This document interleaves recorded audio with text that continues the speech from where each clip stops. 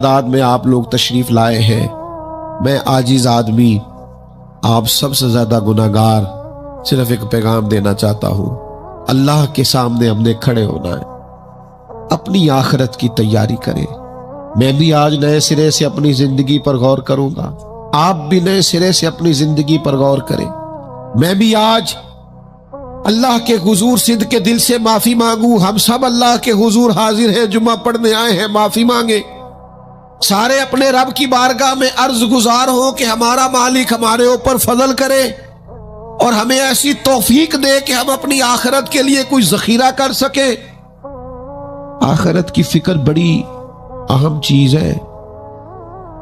آخرت کی وہ کچھ لوگ کہتے ہیں نا، فکر نہ کرو، فکر نہ کرو، فکر نہ کرو۔ سارے دوست یہی کہتے ہیں، آپ میرے قریبی ہیں، میں آپ سے کہتا ہوں فکر کرو، فکر کرو، فکر کرو، اور اپنی آخرت کی فکر کرو۔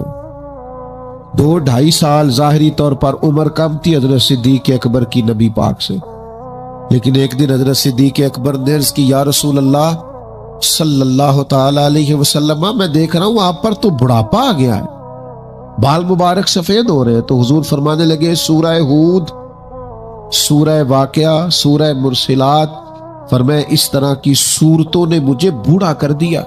کیوں؟ ان میں قیامت کا ذکر ہے، ان میں آخرت کا